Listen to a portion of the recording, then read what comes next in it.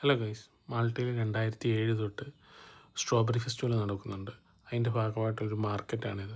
പല തരത്തിലുള്ള സ്ട്രോബെറിയുടെ പ്രോഡക്റ്റുകൾ, പെർഫ്യൂംസുകൾ, ക്യാൻഡിൽസുകൾ എല്ലാം ഇവിടെ വിൽക്കുന്നുണ്ട്. പിന്നെ മാൾട്ടയുടെ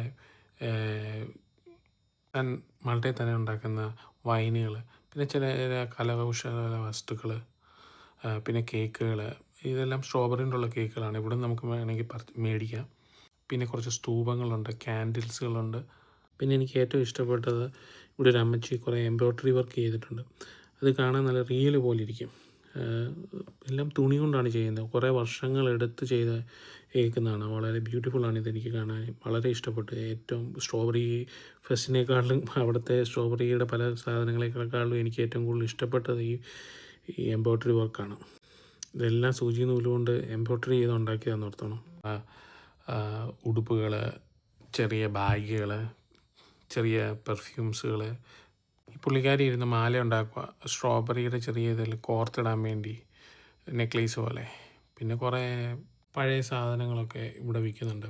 മാൾട്ടയിൽ തന്നെ യൂസ് ചെയ്തുകൊണ്ടിരുന്ന പഴയ പാത്രങ്ങൾ, പിന്നെ താക്കോലുകൾ, ഒരു ആൻറ്റിക്ക് പോലെ വേണമെങ്കിൽ യൂസ് ചെയ്യാം. കുറച്ച് പിക്ചേഴ്സ്, പഴയ ഓയിൽ പിക്ചേഴ്സ്, അങ്ങനെയുള്ളതൊക്കെ ആൻറ്റിക്ക് ആഗ്രഹമുള്ളവർ വന്ന് ചിലപ്പോൾ ഇവിടെ കളക്ട് ചെയ്യും.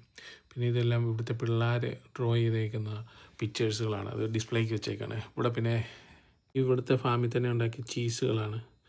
പിന്നെ ബേക്കറി ഐറ്റംസുകളുണ്ട് ഇഷ്ടംപോലെ. ചീസ് നമുക്ക് ഇവിടുന്ന് വേണമെങ്കിൽ മേടിക്കാം, സാമ്പിൾ നോക്കിയിട്ട് ചീസ് മേടിക്കാം. പിന്നെ ഇതൊക്കെ ജ്യൂസുകളാണ്, ഓരോ കോക്ടെയിലൊക്കെ സ്ട്രോബെറി ആയിട്ട് മിക്സ് ചെയ്ത്. പിന്നെ ഇത് സ്വീറ്റ്സുകളാണ്, ബേക്കറി ഐറ്റംസ്, പല വെറൈറ്റിയിലുള്ള സ്ട്രോബെറി കൊണ്ടുള്ള മിക്സ്ഡ് വിത്ത് സ്ട്രോബെറി കൊണ്ടുള്ള ബേക്കറി ഐറ്റംസ്. എംഗാർ പള്ളിയുടെ ഫ്രണ്ടിലാണിത്.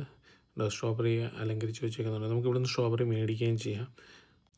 ഇവിടുത്തെ കൾച്ചറിനെ ബൂസ്റ്റ് ചെയ്യാൻ, ഇവിടുത്തെ ഫാമിങ്ങിലെ ആൾക്കാരെ സഹായിക്കാൻ, ഒരു ടൂറിസത്തിനൊരു അട്രാക്ഷനും കൂടിയാണ് 2007 തൊട്ട് ഇവിടെ സ്ട്രോബെറി ഫെസ്റ്റിവൽ കൊണ്ടുവന്ന് തുടങ്ങി.